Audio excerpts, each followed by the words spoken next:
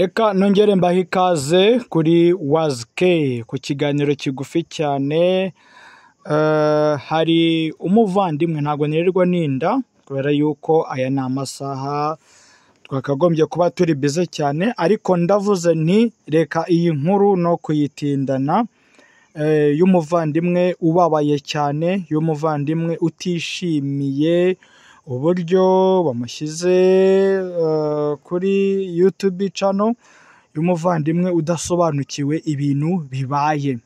Aravuga ati byibuze umuvandimwe mbere yo kujya kunshyira kuri YouTube channel yiwe yari kuza akambaza, nk'uko wenda yabaza undi wari we wese akamenya impamvu.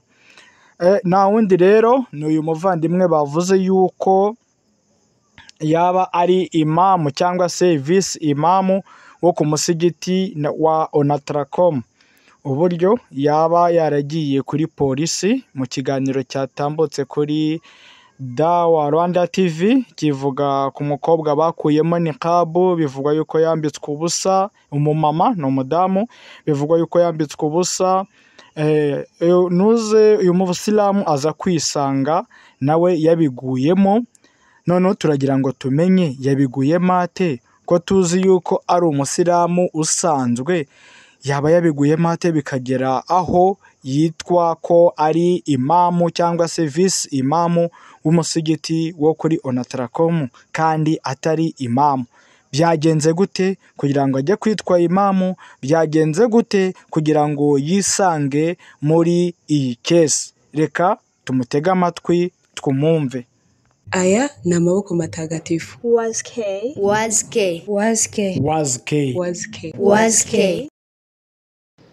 Naam, assalamu alaikum wa rahmatullahi wa barakatuh. Si papa. Wa alaikum salamu wa rahmatullahi wa barakatuhu.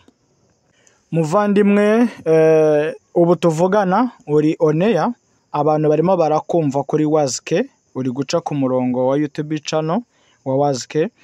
Hari ikiganiro gitambutse kuri Dawa Rwanda TV kivuga yuko wagiye kuri polisi wigize imamu wungirije umusigiti wo kuri Onatracom. Ugenda ngo ugiye mu kibazo cy'umudamu wari wafashwe na polisi zitambaye inifomu, aho yaragiye gushopinga imyenda y'abana y'Eid. Polisi imukuramo niqabu, arangije yambara indi ya kabiri yari afite mu shakoshi, ngo iyo yaragiye kudodesha. Polisi irazenguruka nanone imwaka indi niqabu, bahita banamutwara kuri burigade i Nyamirambo. Waje kubyisangamo ute? Ese uwo mugore muraziranye?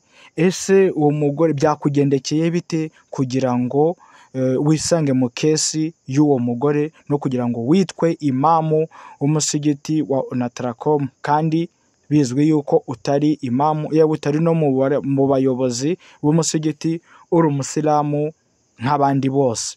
Turagira ngo wenda utunyuriremo muri makeya uko byagenze kugira ngo wisange muri iriya kesi. Nk'uko warumbajije, uwo mwana w'umukobwa si n'umwana ni n'umudamu washatse akiri mutoya. Njyewe nari ngeze kuri 40, hano hafi bacuruza ibintu by'amasandari, nari ngiye kureba, mpura n'umumotari bita Papa Kramu. Arambwira ati dore uriya mwana w'umukobwa bamufashe yambaye niqabu, ngo ariko bamufatiye kuri Onatracom, bayimukuyemo iya mbere yanga,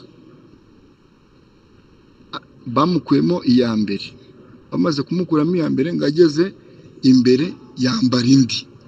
Bigaragara yuko yasuzuguye uwo ushinzwe umutekano. Noneho njyewe story kuyimenya nayimenye ari uko mbonanye n'uwo mukobwa, dukubitanira kuri 40 bamuzamukanye kuri brigade ya Nyamirambo.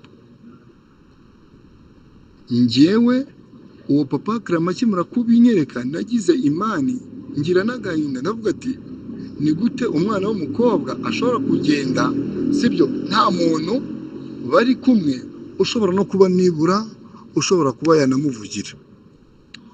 Ni muri urwo rwego nagiye ngera kuri burigadi,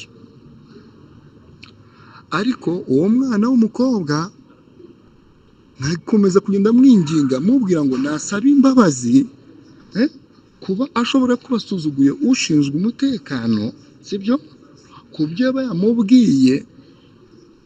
Umwana w'umukobwa agakomeza kugenda anangira ngo ntashobora gukuramo nikabu, ngo yambaye ubusa, ngo iki, ibintu nk'ibyo byinshi. Dukomeza kugenda tumwinginga mpaka tugerana kuri burigadi. Umwana w'umukobwa simuzi, ntanzi, usibye kuba narumvishije ko atuye za Nyarufunzo. Tugeze kuri burigadi, nuko umwana w'umukobwa bimaze kuba arimo gucuruka, arimo kubazwa n'impamvu irimo kumutera kwambara ibyo bintu bya nikabu, nibwo we ntabwo yaranze izina ryanjye, yahise niwe nyise imamu. Mu kunyita imamu akomeza kugenda nkomeza kunyita imamu sibyo. Noneho nyuma yaho n'abayobozi bakomeza ko njya kumva numva batanye kunyita imamu. Nibwo ariko ibyo byose ngewe sinashatse kugira ngo njye kubyinjiramo cyane, bitewe no kuba twari gushaka kugira ngo tuvuganire n'umwana w'umukobwa kugira ngo nibura yemere ikosa yakoze, hanyuma amurekure atahe ajye guteka ifitari, ko yari n'amasaha ifitari yo guteka ifitari yari irimo. Nibwo twagiye tubona uwo bita Rubangisa arinjiye, ariko nyuma yaho njya kubaza amakuru, umwana w'umukobwa ngo niwe wahamagaye nde Rubangisa adusanga muri ofisi ya mbere yari irimo umukomanda w'umudamu, yivuga yuko ayerekana ikarita agaragaza yuko ari uwo akora kuri BTN TV, ko yaraje kureba umudamu bafashe wambaye nikabu, kuko nikabu si icyaha. Ubwo abasohotsemo, sinzi umuyobozi wundi yabajije, aramubwira ati reba hirya, arasohotse. Amaze gusohoka twebwe adusanga mu yindi ofisi bari batujyanyemo, harimo n'abakuru bari buna, abandi bose, abandi bayobozi, n'uwo Inspector Obedi wari wafashe uwo mwana w'umukobwa, bose bari bahari. Aza ateza akavuyo, anavuga yuko agiye kongera kumukoraho inkuru, kuko ngo n'ubwa mbere amukozeho inkuru. Ariko uwo mwana w'umukobwa agakomeza kunyita imamu, kuko ntabwo yaranzi ko nari niyambara ikanzu n'iki, akomeza kuvuga ngo imamu.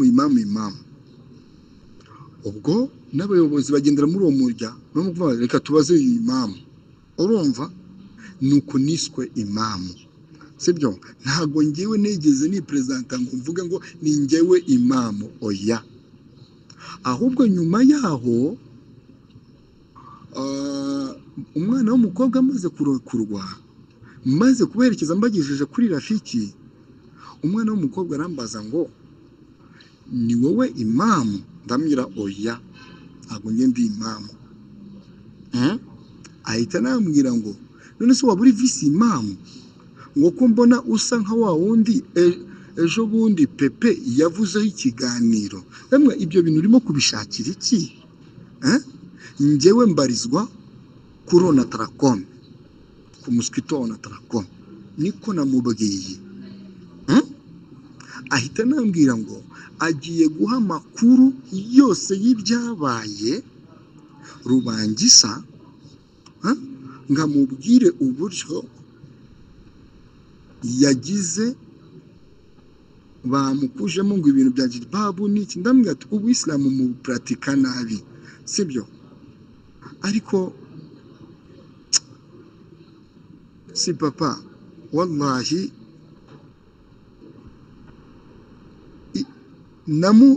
namurwanyeho ntamuzi uwo mwana w'umukobwa, usibye ko duhuriye kuri la ilaha illallah.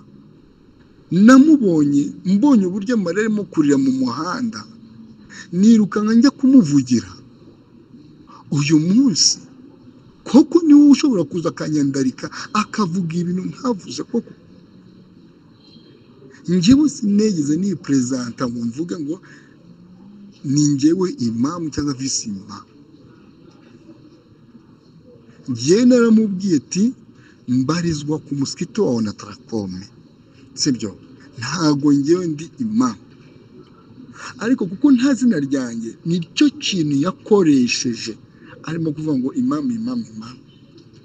Nimba yarabonaga ko nsa nka visi imamu Onatracom, sibyo, kuko yabanje kumbaza ngo ni wa wundi imamu, kuko mbona ari wa wundi imamu Pepe yaba ejo bundi yakosoraga. Nuko kesi yanjye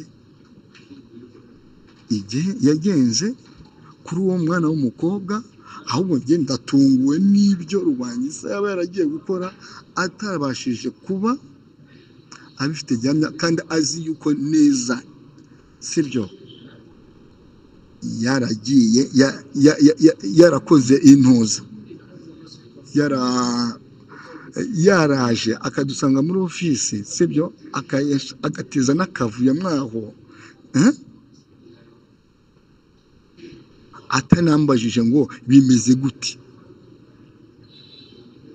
Icyo ni ikinyoma cyujuje ibyangombwa, uko no kugira ngo basebye umuntu rwose.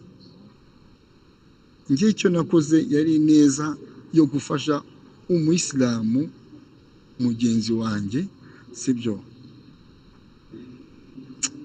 ariko none reba gufasha cyangwa se kuba navugira umuyisilamu mugenzi wanjye icyo bimpaye.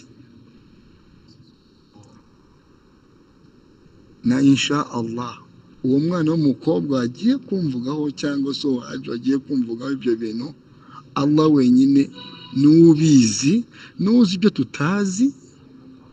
Allah azanyishyure kuri aba bantu babiri banyandagaje hano kuri Noza, akanshira ku bintu bya social media ntanabizi. Allah wenyine. Assalamu alaikum warahmatullahi wabarakatuh. Wa alaikum salam wa rahmatullahi wa barakatuh. Urakoze cyane muvandimwe kuduha umwanya wawe utari mutoya, no kudukura mu rujijo rw'ibyari byatambutse. Bivugwa yuko wagiye kuri polisi uvuga ko uri visi imamu wa Onatracom. Ngira ngo mwebwe mukurikiye Wazke mwumvise neza ukuri k'uyu musilamu, uburyo yisanze muri case y'uyu mukobwa, uburyo bahuye mu muhanda ari kurira ajyanwe na polisi kuri ofisi, kuri polisi. Avuga n'uburyo Rubangisa nawe yaje abasanga kuri ofisi, n'uburyo yaje avuga ko ari umukozi wa BTN, abereka n'ibyangombwa bya BTN TV. Ubwo rero n'umukobwa afite wenda ukuri kwe, ahubwo igitangaje nuko bose ibintu byabereye rimwe, ariko buri muntu afite uko ari kubisobanura. Ntago rero nawe na judginga hagati y'uyu mubyeyi n'uyu musore wamufashije. Tubiraharire Uwiteka Allah subhanahu wa ta'ala, niwe uzi ukuri kwabo mu mitima yabo n'ibyabaye byose n'icyo bari bagamije. Assalamu alaikum wa rahmatullahi wa barakatuh. Aya ni amaboko matagatifu ya Wazke. Ninge na undi si papa utegura iki kiganiro kugira ngo kibagereho.